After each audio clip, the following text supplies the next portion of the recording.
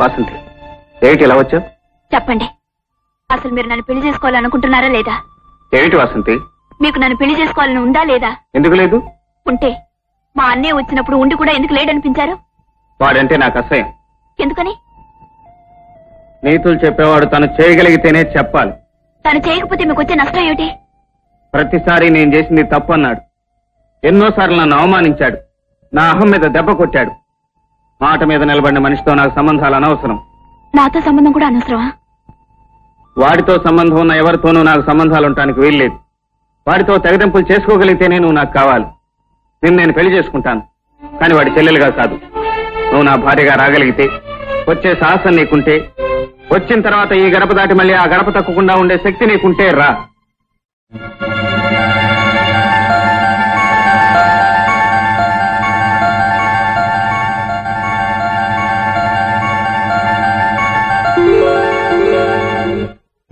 అన్నయ్య, మీ పంతాల కోసం, పట్టుదల కోసం నా జీవితాన్ని నాశనం చేయాలని ప్రయత్నిస్తున్నారు.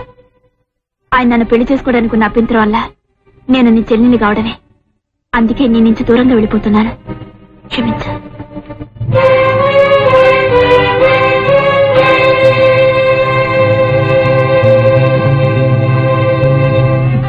ఓం సర్వమంగళ మాంగళ్యే శివే సర్వార్థ సాధకే.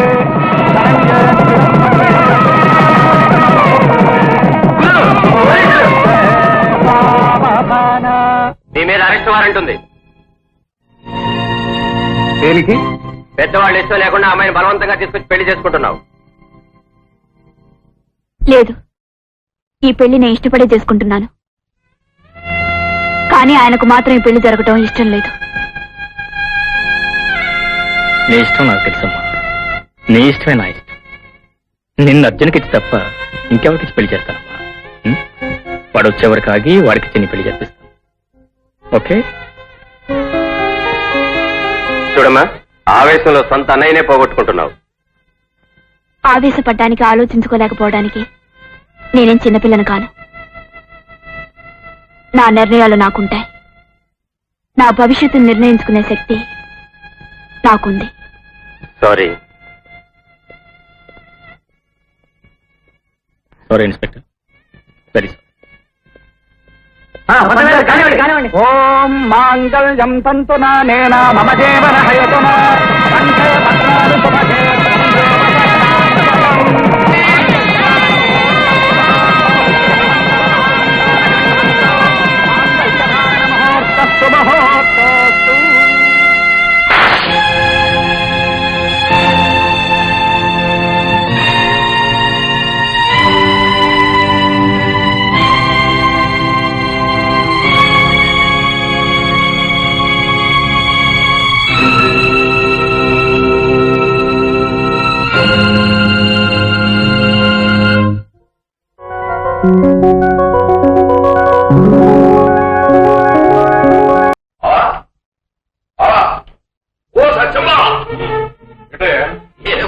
ఈ సంవత్సరం మున్సిపల్ ఎలక్షన్ కాంపిటీషన్ చాలా స్ట్రాంగ్ గా ఉండేటట్టుంది.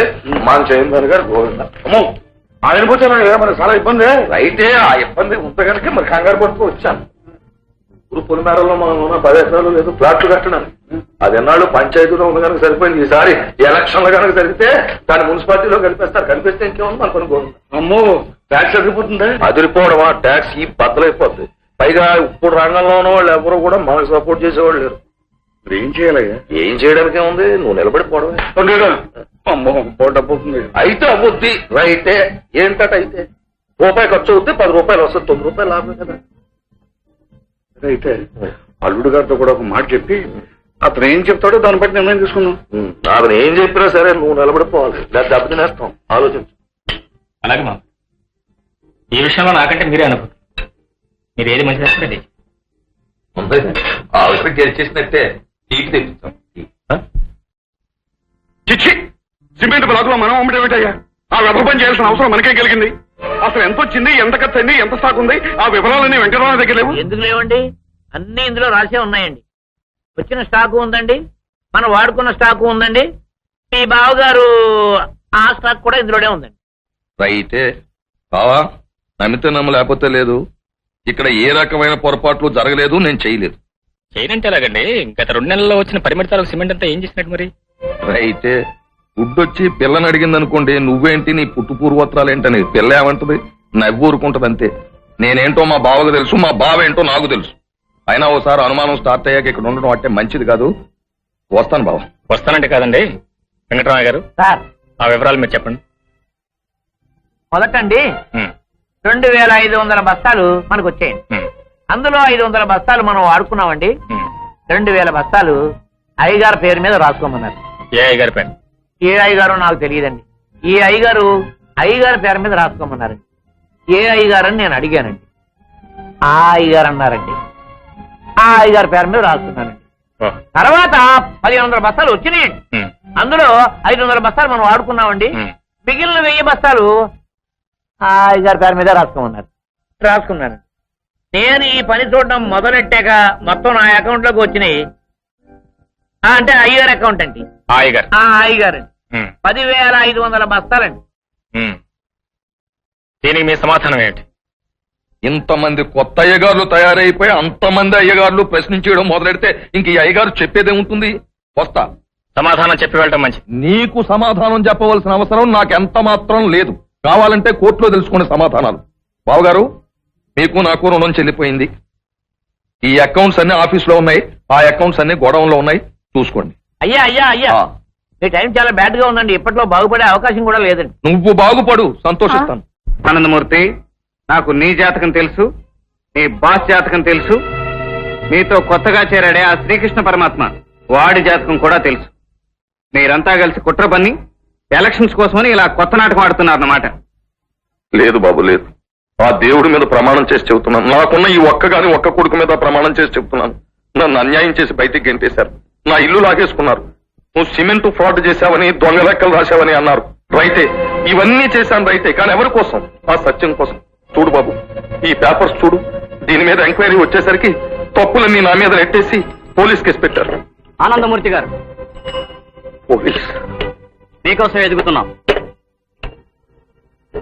Your under arrest. ఇన్స్పెక్టర్ గారు, ఆ సిమెంట్ గొడవతో నాకు ఎలాంటి సంబంధం లేదండి. అనవసరం. ఏదైనా ఉంటే కోర్టులో తెలుసుకోండి. రండి.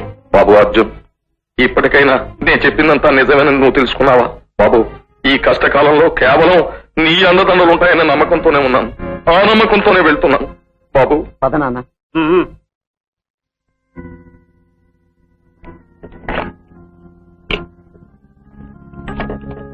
గురు, ఆనందమూర్తిని పనిలోంచి తీసేశారట. పోలీస్ కంప్లైంట్ కూడా ఇచ్చారట. అవును గురు, ఈ టైంలోనే అతను మన సైడ్ లాక్కుంటే చాలా మంచిది గురు. కరెక్ట్ గురు, అతను అరెస్ట్ చేయించాడు. ఈ టైంలో మనం బెయిల్ చిడిపించామనుకో, అతను తల తీసేసినట్టు అవుతుంది.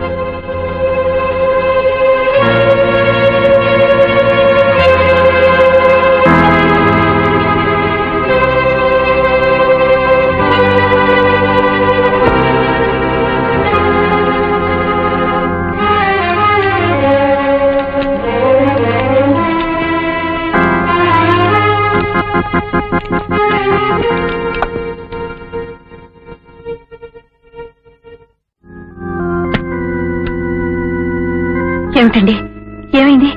ఏమైందా? నేను పోలీస్ కంప్లైంట్ ఇచ్చి అరెస్ట్ చేయిస్తే వాడు బెయిల్ ఇచ్చి విడిపిస్తాడా? ఎవరు బాబు? ఇంకెవడు? నీ కూతురు మొగుడు.